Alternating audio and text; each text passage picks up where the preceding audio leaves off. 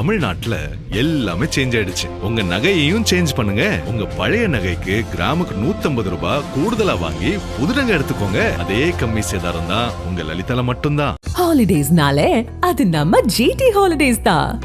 GT holidays, South India's #1 travel brand. You know you are special when you're with GT holidays.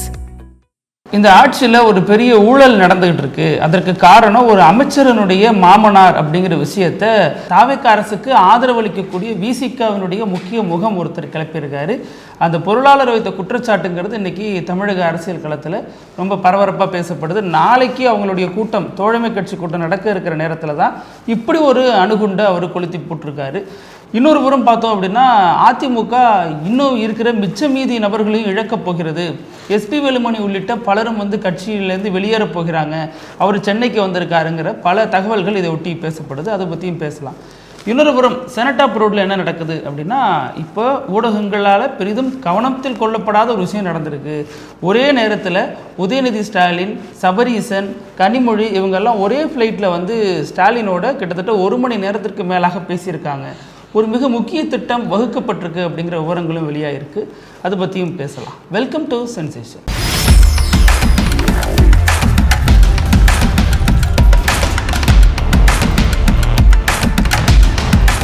வணக்கம் பிருத்திவி. வணக்கம் அழகு.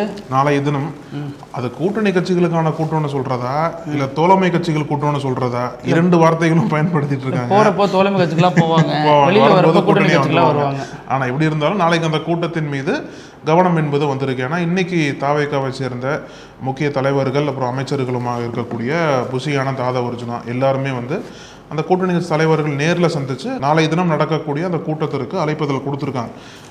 ECR நடக்குதுன்னு சொல்கிறாங்க, கோவளத்தில் அங்கே தான் கூட்டம் நடக்க போகுதுன்னு சொல்கிறாங்க. நாளைக்கு என்னென்னலாம் பேச போகிறாங்க அப்படின்றதுக்கு இன்றைக்கே ஒரு முன்னுதாரணமாக பல கூட்டணி கட்சி தலைவர்களோட ஸ்டாண்டை வெளிப்படுத்திகிட்டே இருக்காங்க. குறிப்பாக சொல்லணும் அப்படின்னா விசிகா தலைவராக இருக்கக்கூடிய தொல் திருமாவளவன் அவர்கள், அப்புறம் அதிமுகவை சேர்ந்த வைகோ அவர்கள், அவங்களோட பேச்செல்லாம் தொடர்ந்து ஒவ்வொரு நாளுமே அவங்களோட பேச்செல்லாம் ஒரு நாள் கூட டக்குன்னு மாறுற மாதிரி ஒரு பெரிய சர்ச்சையை கிளப்பிட்டு இருக்காங்க. திருமாவளவன் ஒரு கருத்தை சொல்கிறார், மீண்டும் அதிலிருந்து பின்வாங்குறாரு. வைகோ அவர்களும் ஒரு கருத்தை முன்வைக்கிறார், மீண்டும் அதிலிருந்து பின்வாங்குறார். இதெல்லாமே எந்த அளவிற்கு தோழமை கட்சிகள் தாவேக்காவோட அஜெண்டாக்கு அட்டாச் ஆயிட்டாங்க, தாவேக்காவை எப்படி தீவிரமாக ஆதரிக்க ஆரம்பிச்சிட்டாங்க. ஏன்னா திமுக இல்லைன்னா அதிமுக, அதிமுக இல்லைன்னா திமுக, இந்த 2 கட்சிகளோட சேர்ந்து பயணித்த கூட்டணி கட்சிகளுக்கு ஒரு புது வாய்ப்பு, ஒரு புது வரவு என்பது தாவேக்கா மூலிமா வந்திருக்கு. ஸோ இப்போ இந்த தாவேக்காவோட ஜாயின் பண்ணோம் அப்படின்னா நம்மளுக்கும் அதிகாரத்தை தொடர்ந்து வைக்க முடியும். ஏன்னா அடுத்து வரக்கூடிய தேர்தலில் என்ன ட்ரெண்ட் செட் பண்ணிட்டாங்க அப்படின்னா, கூட்டணிக்கு அமைச்சரவையில் பங்கு கொடுத்தே ஆகணும், அதை மாற்ற முடியாது. அந்த ஒரு இம்பார்ட்டன்ஸ் தாவேக்கா கொடுத்துட்டாங்க. அதனால அந்த ஒரு பங்கு, அந்த ஒரு அதிகாரம் என்பது நம்மளுக்கு இருந்துகிட்டே இருக்கும். அதனால தொடர்ந்து நம்மளுக்கான இன்ஃப்ளூவன்ஸை, நம்மளுக்கான அதிகாரத்தை தாவேக்கா மூலமாக நோக்கி போகணும் அப்படின்னா அதிகப்படுத்திக்கலாம் அப்படின்ற நோக்கத்தோடு தான் அந்த கூட்டணி தலைவர்கள்லாம் தொடர்ந்து மாறி மாறி பேசினாலும் தாவேக்காவோட நெருக்கத்தை அதிகரிச்சுட்டே போகிறத பார்க்க முடியுது. நாளைக்கு அந்த கூட்டத்தில் என்ன பேச போகிறாங்க, அதாவது சிஎம் விஜய் எப்படிலாம் அவங்களுக்கு கருத்து சொல்ல போகிறாரு, என்ன மாதிரி அந்த கூட்டத்தை கொண்டு போக போகிறாங்க, என்ன மாதிரி டைரக்ஷன்ஸ்லாம் அங்கே சொல்ல போகிறாங்க அப்படின்றது இப்போவே விவாதமாக இருக்குன்னு தான் சொல்லணும். இதில் முக்கியமான விஷயம் நீங்கள் சொல்கிற மாதிரி நாளைக்கு தோழமை கட்சிகள் கூட்டம் அப்படிங்கிறது அரசியல் களத்தில் உற்று கவனிக்கப்படுகிற ஒரு விஷயமா இருக்குது. இதனால் வரைக்கும் இடதுசாரிகளும் தாங்கள் தாவேக்கா கூட்டணியில் இருக்கோன்னு சொல்லலை, விசிகாவும் சொல்லலை, ஐயுஎம்எல்லும் சொல்லலை, மதிமுகவும் சொல்லலை. ஆனால் அவங்களுடைய நடவடிக்கைகள், செயல்பாடுகள் இப்படி எல்லாமே விஜய், தாவேக்கா அரசு இவங்களுக்கு ஆதரவாக தான் இருக்குது, அவங்களை ஆதரித்து தான் இருக்குது. இன்னும் சொல்ல போனால் வைகோ போன்றவர்கள்லாம் இன்றைக்கி திமுகவை விமர்சிக்கும் அளவுக்கு கொஞ்சம் மாறி இருக்காங்க. கடந்த ஆட்சி காலத்தில் மிக மோசமாக கலெக்ஷன், கரப்ஷன் எல்லாமே நடந்துச்சு, கமிஷன்லாம் நடந்துச்சு. அதை பற்றிலாம் நான் ஏன் பேசலை அப்படின்னா, அன்றைக்கி கூட்டணியில் நாங்கள் இருந்தோம் அதனால் பேசலை அப்படிங்கன்னா பொதுச் செயலாளர் வைகோ சொன்னது கூட இன்னைக்கு விவாதிக்கப்படுது, திமுகவினரால் விமர்சிக்கப்படுது. அது ஏன் அன்னைக்கு சொல்லாமல் இருந்தீங்க அப்படின்னா, அது அன்னைக்கு நான் சொல்லலை, காரணம் அன்னைக்கு கூட்டணி தர்மம், அதை மீறிடக்கூடாதுனால நான் சொல்லலை. அதுக்கு இவங்க என்ன சொல்றாங்க அப்படின்னா, அப்பயே விலகி வந்திருக்கலாமே, விலகி பேசியிருக்கலாமே அப்படின்ற மாதிரி ஒரு கவுண்டர் வைக்கிறாங்க திமுகக்காரங்க. அதை ஒட்டி தான் இன்னைக்கு ஒரு செய்தியாளர் சந்திப்பில் கூட ஒரு பிரச்சனையாயிடுச்சு. வைகோ முன்னிலையிலேயே அவர் கட்சிக்காரர்கள் செய்தியாளரை தாக்க போகிறதும் சென்னை பிரஸ் கிளப் கண்டிச்சு அதை அறிக்கையை வெளியிட்டு அவர் என்கரேஜ் பண்றாரு, அவங்களை வெளியே அனுப்புங்கன்ற மாதிரி உரிமையில பேசி என்கரேஜ் பண்ணுறது. அதன் காரணமாக என்னை பற்றி தகாத முறையில் நீங்கள் எழுதியிருந்தீங்க, அதனால் நான் உங்க மேல கேஸ் போட போறோம் அப்படின்னு தான் சொல்லியிருந்தாரு. அதுக்கப்புறம் அது வந்து வாத பிரதிவாதங்களால அது வந்து ஒரு விரும்பத்தகாத நிகழ்வா மாறிடுச்சு. ஆனாலும் ஊடகங்கள் பத்திரிகையாளர்கள்ங்கிற இவங்க மீது தாக்குதல் வந்து தொடர்ந்து நடக்குது அப்படின்னு சென்னை பிரஸ் கிளப் வந்து வைகோவினுடைய முந்தைய நிகழ்வுகளையும் சுட்டிக்காட்டி விமர்சனத்தை முன் வச்சிருக்காங்க. இதுல நீங்க சொல்ற விஷயங்களுக்கு நம்ம வரணும் அப்படின்னா, இல்லை நீங்க சொன்ன மாதிரி அமைச்சர் ஆனந்தும் ஆதவர்ஜுனாவும் எல்லா கட்சி தலைவர்களையும் சந்திக்கிறாங்க. குறிப்பா தாவேகாவுக்கு ஆதரவளிக்கக்கூடிய அனைத்து கட்சித் தலைவர்கள் விசிக நேற்று சந்திச்சாங்க, திருமாவளவனை முந்தா நாள் சந்திச்சாங்க, நேற்று வைகோவை சந்திச்சாங்க, அப்புறம் இடதுசாரிகளை இன்னைக்கு சந்திக்கிறாங்க, தொடர்ந்து ஐயுஎம்எல் தலைவர்களை சந்திக்கிறாங்க. இந்த சந்திப்புங்கிறது தொடர்ந்து நடந்துகிட்டே இருக்கு. எதற்காகனா வாங்க தலைவர் வந்து டேட் கொடுத்துட்டாரு, நம்மெல்லாம் கூடி பேசி ஒரு முடிவுக்கு வருவோம், அரசு எல்லாத்துலையும் விமர்சிக்க வேணாம், அதே நேரம் நம்ம வந்து தோழமைங்கிறத தாண்டி கூட்டணியாக பயணிக்கலாம் அப்படிங்கிறத நோக்கி அவங்க வராங்க. ஏன் அப்படின்னா இதற்கு முன்னாடி தான் தொடர்ந்து அதிமுகலேருந்து ஆள் எடுத்துக்கிட்டே இருக்காங்க, அங்கே வந்து ஃபுல்லாகிடுச்சு, இனிமேல் அவங்க தயவு தேவையில்லைன்னு ஊடகங்களில் ஒரு செய்தி வெளியாக எங்கே இந்த கூட்டணிகள் நம்மளை விட்டு போயிட்டா நமக்காக யார் பேசுவாங்கிற ஒரு அதிருப்தி வந்துடுது. அதுக்கப்புறம் இவங்களை அனுசரித்து போகலாங்கிற முடிவு நோக்கி நகர்றாங்க, அவங்க வர்றாங்க. ஆனால் இதுவரைக்கும் சீனில் வெளிவராத ஜான் ஆரோக்கியசாமி முதல் முறையாக வைகோ வீட்லையும் இருக்காரு, கம்யூனிஸ்டுகள்ட்டையும் இருக்காரு, ஒவ்வொரு இடத்துலையும் இருக்காரு. அப்போ இவரும் வராரு. ஆல்ரெடி அமைச்சர் ஆதவுக்கும் ஆல்ரெடி அமைச்சர் ஆனந்துக்கும் இடையில ஒரு பிரச்சனை போயிட்டு இருக்கிறது. இவருடைய ஆதரவாளர்களை அவர் வந்து வசைப்பாடுறதும் அவரது ஆதரவாளர்களுக்கு ஒரு முக்கியத்துவம் தராமல் இருக்கிறதுமாக பல விஷயங்கள் பேசப்படுது. அப்படிதான் இப்போ சமீபத்தில் கூட அமைச்சர் கீர்த்தனாவும் ஜெகதீஸ்வரி ஒரு வீடியோ போட்டாங்க, அதெல்லாம் கூட வைரல் ஆனிச்சு இல்லையா?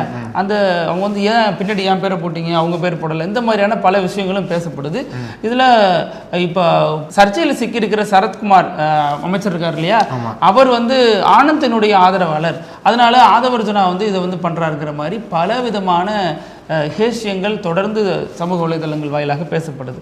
ஸோ அந்த ஒரு நெருக்கடியில் தான் இப்போ ஆல்ரெடி பேசப்பட்டது என்னன்னா, ஆதவர்ஜுனாவா ஆனந்தா ஜான் ஆரோக்கியசாமியான் கட்சிக்குள்ள இந்த எலெக்ஷன்ல ஜெயிக்கிறதுக்கு முன்னாடி இந்த 3 பேர் தான் பவர் சென்டரா இருந்தாங்க. இப்போ இந்த 2 பேர் தான் எல்லாத்தையும் ஷேர் பண்ணிக்கிறாங்க, நாம எங்க தெரியாம போயிடுறோமோ என்னமோன்னு தான் அவர் வந்து முதல்வர்கிட்ட அரசு பதவி கேட்டு வாங்கினார். அதற்கப்புறம் இப்போ கட்சிக்குள்ளேயும் முக்கியத்துவம் வாய்ந்த ஒருத்தரா தன்னை காட்டிக்கிறதுக்காக பொது வழியில தோன்ற ஆரம்பிச்சிருக்காரு அப்படிங்கிறது ஒரு விஷயம்.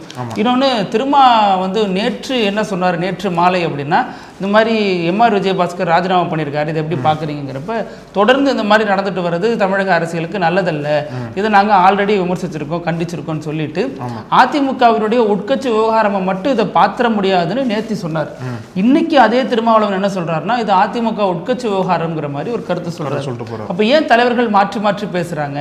இதற்கு முன்னாடி மதிமுக பொதுச் செயலாளர் வைகோ என்ன சொல்லியிருந்தாரு அப்படின்னா, விஜய் வந்து 2 தொகுதிகளுக்கு பிரச்சாரம் பண்ண வரேன், அவங்க ராஜினாமா பண்ணிட்டாங்கன்னா நான் வந்து ஜெயிக்க வைக்கிறேன் அப்படின்னு சொல்லியிருந்தாருன்னு சொன்னாரு.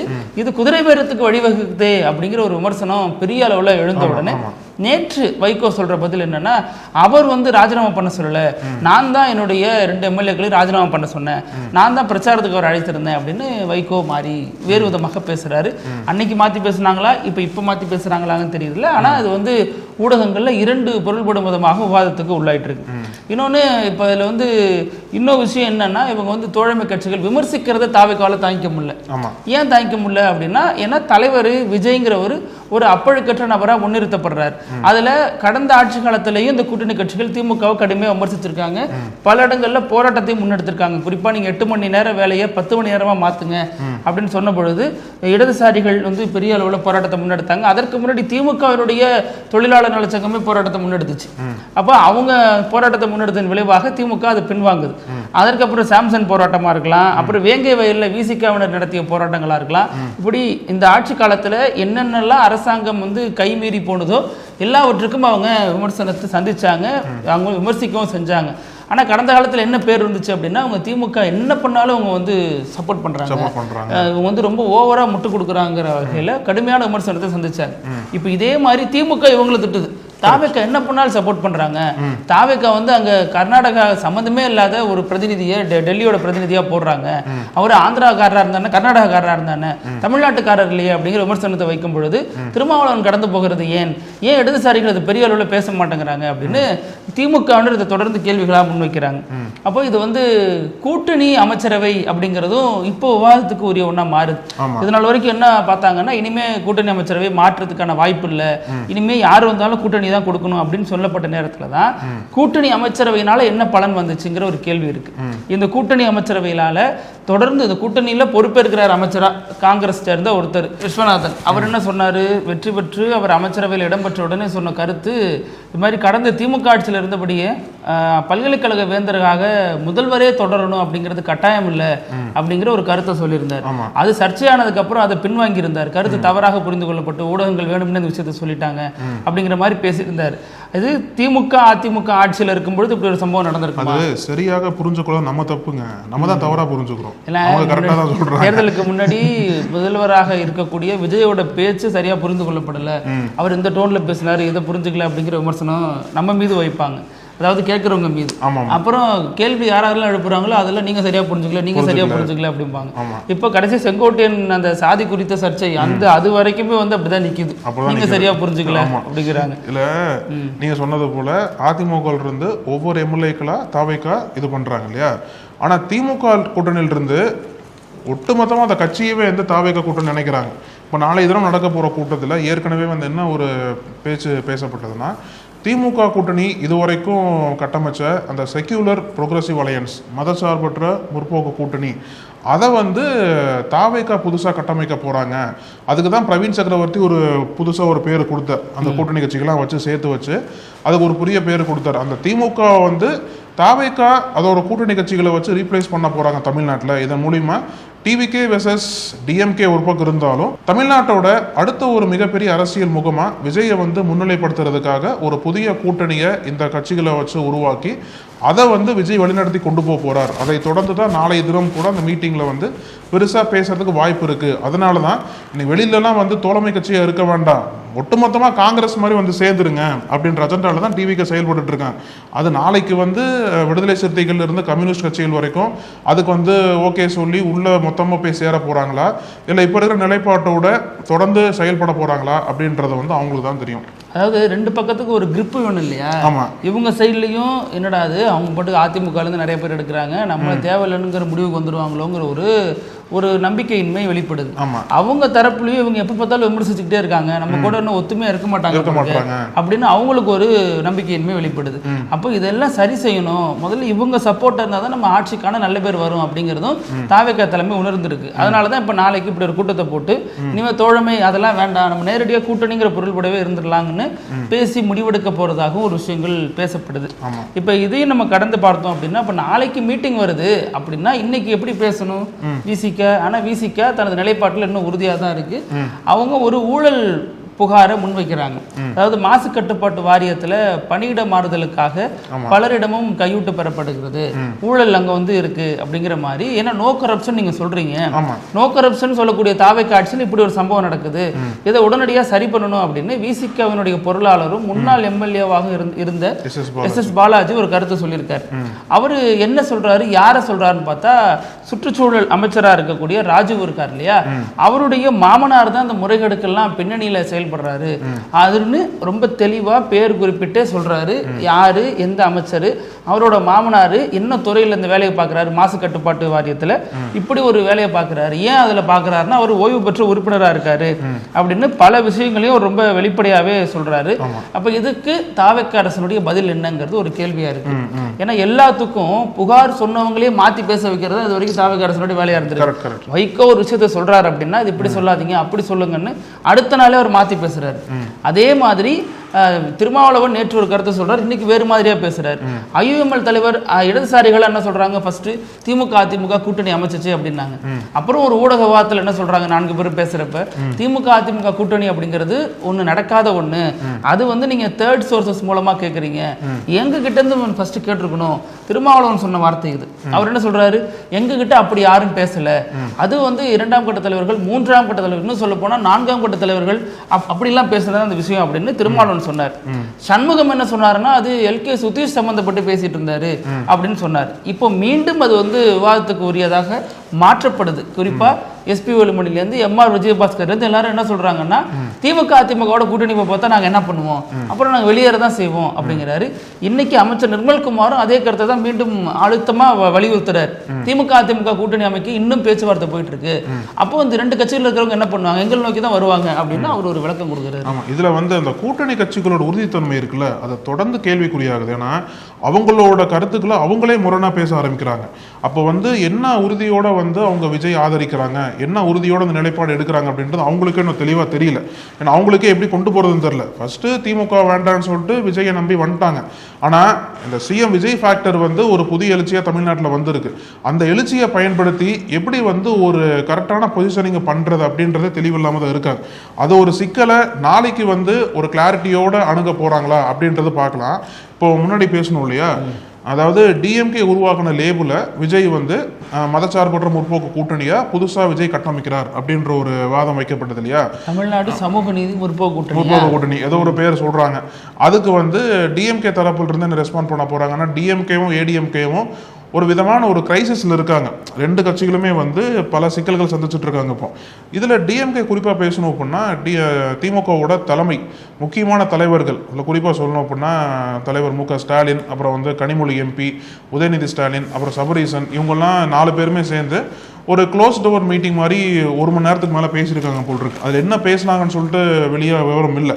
ஆனால் என்னெல்லாம் பேசியிருக்கலாம் அப்படின்ற யூகங்கள் தான் பெருசாக பேசப்படுது. முக்கியமாக அந்த 4 பேருமே சேர்ந்து சந்திச்சது இப்போ பெரிய ஒரு செய்தியாக தமிழகம் முழுக்க மாறி இருக்கு. ஆமாம், இப்போ உதயநிதி ஸ்டாலின், கனிமொழி இவங்க எல்லாம் டெல்லி, வெளிநாடு அப்படின்னு பயணத்தில் இருந்தாங்க. அப்போ திடீர்னு ஏன் கூடுறாங்க அப்படிங்கிறது முதல் கேள்வி. ஒரே விமானத்தில் ஏன் வர்றாங்க, ஒரே டைமில் வர்றாங்க அப்படின்னா அந்த மீட்டிங் ரொம்ப ப்ரீ பிளான்டாக அந்த மீட்டிங் அமைக்கப்பட்டிருக்கு. ரொம்ப தெளிவாக அந்த மீட்டிங் உருவாக்கப்பட்டிருக்கு. முன்னாள் முதல்வர் ஸ்டாலினோட அந்த சந்திப்பு நடக்குது. கிட்டத்தட்ட 1 மணி நேரத்திற்கு மேலாக பேசியிருக்காங்க. ஆனால் இது குறித்த தகவலே ஊடகங்களுக்கு கிடைக்கல. ஏன்னா ஊடகங்கள் இதை குறித்து பெரிய அளவில் ஃபோக்கஸ் பண்ணல அப்படிங்கிறது ஒரு தகவல். ஏன் அப்படின்னா அவங்க ஆல்ரெடி பல விஷயங்கள் போயிட்டு இருக்கும். இயக்குனர் பாரதி ராஜா மறைவு, அப்புறம் இன்னும் பல விஷயங்கள். இப்போ முதல்வர் IAS IPSகளோட மாநாடு போடுறாரு. இந்த மாதிரியான பல விஷயங்களை ஒட்டிய ஊடகங்கள் சிந்திக்கிறதுனால இந்த ஒரு சந்திப்பு நடந்தது பெரும்பாலும் கவனத்துக்கு கொண்டு வரப்படலை, அல்லது ஊடகங்கள் கவனத்துக்கு வரக்கூடாதுன்னே நடந்திருக்கலாம் அப்படிங்கிற 2 மாதிரியாக பேசப்படுது. அப்போ இந்த சந்திப்பில் என்ன பேசியிருப்பாங்க அப்படின்னா ஒரு முக்கியமான ஒரு பிளான் தேவைப்படுது அவங்களுக்கு.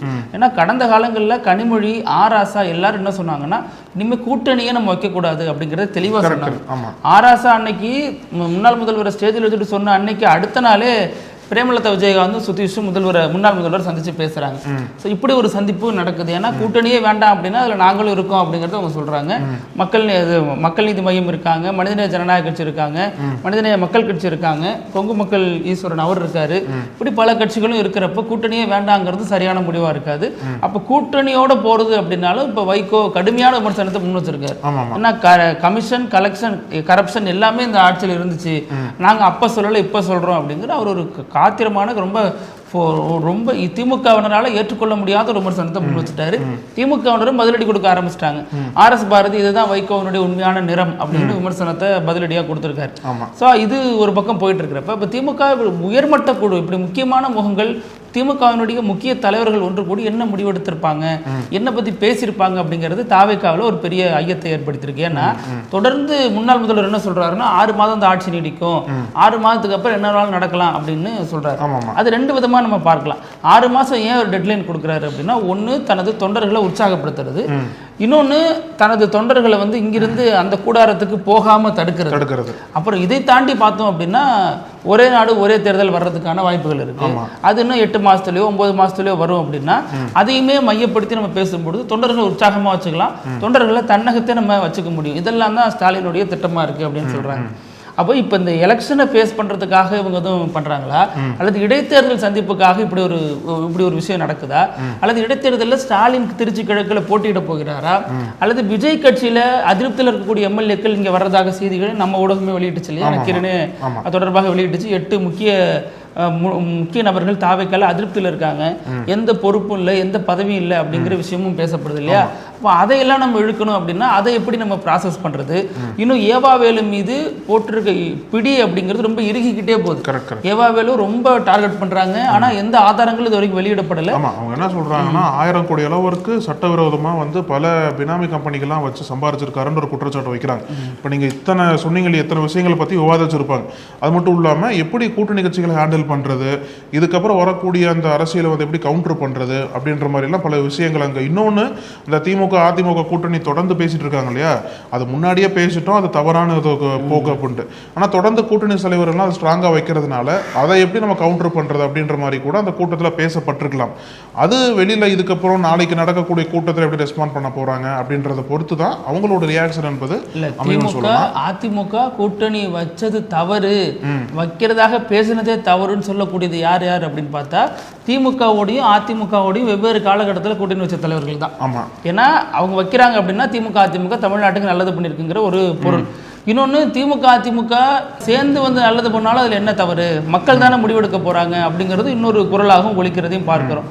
இப்போ நம்ம அது மாதிரி இன்னொரு கூடாரத்தில் நடக்கிற பிரச்சனையை பார்த்தோம் அப்படின்னா எஸ்பி வேலுமணி தொடர்பான பிரச்சனை. எஸ்பி வேலுமணி மட்டும் இல்ல, அவரு எம்ஆர் விஜயபாஸ்கர். இதுல எஸ்பி வேலுமணி வந்து என்ன, அவருக்கு இருந்த கோபம் என்னன்னு சொல்லப்பட்டது அப்படின்னா, அவருக்கு மாவட்ட செயலாளர் பதவியை தரல, அவருக்கு வந்து துணை பொதுச் செயலாளர் பதவி தான் எடப்பாடி பழனிசாமி தந்தார் இல்லையா, அந்த ஒரு கோபத்தினால அவரோட சப்போர்ட்டர்ஸ் எல்லாம் கூப்பிட்டு ஆலோசனை பண்ணதா சொல்லப்பட்டது.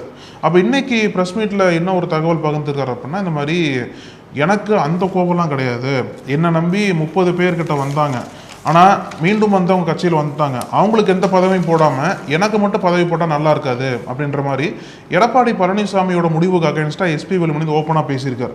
அப்போ ஏறக்குறைய பேசினதான் அடுத்து வந்து எஸ்பி வேலுமணியாக தான் இருக்கும், அவரும் வந்து கூடிய சீக்கிரம் எம்எல்ஏ ராஜினாமா பண்ணிட்டு அவர் வந்து தாவேக்கால ஜாயின் பண்ண போறார் அப்படின்ற பேச்சுக்கள்லாம் தொடர்ந்து போயிட்டு இருக்கிற சமயத்தில் தான் இன்னைக்கு எம்ஆர் விஜயபாஸ்கர் அவரோட காரணத்தை ஒரு அறிக்கை மூலமா வெளிப்படுத்தியிருக்கார். அவர் என்ன சொல்றாருன்னா, இதே காரணம் தான், இந்த மாதிரி நாங்கள் எடப்பாடி பழனிசாமியோட தலைமையெல்லாம் எதிர்த்து நாங்கள் பேசல, ஆனால் எப்படி வந்து அதிமுக திமுகவோட கூட்டணி வச்சு ஆட்சி அமைக்கிறத நாங்கள் ஏற்றுக்க முடியும், அந்த ஒரு கோபத்தின் காரணமாக தான் நான் வந்து வெளியே வரேன்னு சொல்லிட்டு, அது இப்போதான் தெரிஞ்சிருக்கு போல இருக்கு. முன்னாடியே பேச்சுவார்த்தை பண்ணணும், முன்னாடியே வந்திருந்தா அவரோட பாயிண்ட் ஜஸ்டிஃபிகேஷன் பண்ண முடியும். இப்போ வந்து என்ன கோபம் சொல்லப்பட்டது அப்படின்னா, அவருக்கு பதவி கொடுக்கலன்னு சொல்லிட்டு தான் வெளில வரதா சொல்லப்பட்டது. அவர் தரப்புல இருந்து இல்லை அதெல்லாம் காரணம் கிடையாது, அதிமுக வந்து தீய சக்தியான திமுகவோட கூட்டணி வைக்கிற பேச்சுவார்த்தையை தான் வெளில வரும்னு சொல்லிட்டு ஒரு பாயிண்ட் வைக்கிறார் அவர். அப்போ இதுவும் வந்து விவாதம் ஏற்படுத்தி இருக்கு. அப்போ இதில் நீங்கள் இன்னும் கொஞ்சம் டீப்பாக பார்த்தோம் அப்படின்னா, எஸ்பி வேலுமணி கடந்த ஞாயிறு அன்று தனது ஆதரவாளர்களோட ஆலோசனை கூட்டத்தை போடுறாரு. அதில் இரட்டை இலை அதிமுகவினுடைய கொடியோ எடப்பாடி பழனிசாமியோ இல்லை, அதற்கு பதிலாக எம்ஜிஆர் ஜெயலலிதா இவங்களுடைய படங்கள்லாம் இருக்கு. அப்போ தான் கொடுக்குறாரு, ஏங்க தலைவரே இல்லையே, எடப்பாடி பழனிசாமி படத்தை ஏன் வைக்கலன்னு செய்தியாளர்கள் கேட்குறப்ப, அதான் வச்சிருக்கோமே, ஜெயலலிதா இருக்காங்க, எம்ஜிஆர் இருக்காங்க, இவங்க தான் எங்களுடைய தலைவர்கள் அப்படின்னு சொல்லிட்டு போறாரு. அந்த பேச்சு உள்ளுக்குள்ள என்ன நடந்துச்சுங்கிற வீடியோ அன்னைக்கு வெளியாகல, இன்னைக்கு வெளியிடப்படுகிறது. இன்னைக்கு வெளியிடப்படுவதோட பின்னணி என்ன, அது யார் வெளியிட்டிருக்க முடியும்? எஸ்பி வேலுமணியோட அனுமதி இல்லாம அவரது ஆதரவாளர்கள் இந்த வீடியோ வெளியிட்டிருக்க முடியுமா? அவர் ரொம்ப ஆக்ரோஷமா பேசுறாரு. 30 பேர் என் கூட வந்தாங்க, வீரமணி, தங்கமணி, விஜயபாஸ்கர் எல்லாரும் வந்தாங்க, யாருக்குமே பொறுப்பு தரல, ஏன்னா வந்து நான் மட்டும் இப்படி துணை பொதுச் செயலாளராக இருக்க முடியும், எல்லாருக்கும் மாவட்ட செயலாளர் கொடுத்தா இருப்போம். இப்பவும் மாவட்ட செயலாளர் தான் எய்ம் பண்றாரு, இப்போ சென்னை கூட வந்திருக்காரு. ஆனா இது வந்து எதுவுமே எடப்பாடி பழனிசாமி இது வரைக்கும் ரியாக்ட் பண்ணல. அவரே வந்து போனா போகட்டுங்கிற மனநிலையில் தான் இருக்கிறாராங்கிறதும் பார்க்க வேண்டியதா இருக்கு.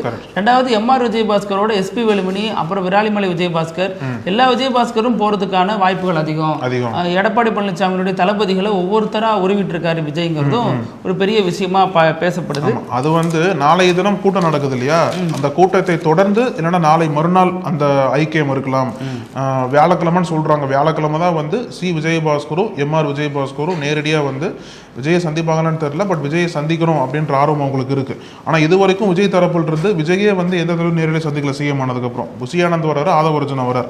ஸோ நாளை மறுநாள் வந்து இவங்களுக்காக விஜயை இறங்கி வந்து சந்திப்பாரா அப்படின்ற ஒரு கேள்வி, நாளை மறுநாள் தான் உறுதிப்பட சேர போறாங்களா அப்படின்ற ஒரு கேள்வி எழுந்திருக்கும். ஒரு நிகழ்ச்சியினுடைய இறுதி பகுதி இப்படி எல்லாமா நடக்கும் அப்படிங்கிற அந்த வினோத செய்தி வழக்கம் போல சீனாவில் தான் ஒரு சம்பவம் நடந்திருக்கு. சீனாவில் ஒருத்தர் இருக்கார், அவருக்கு வந்து ஒரு மனைவி மகள் எல்லாம் இருக்காங்க.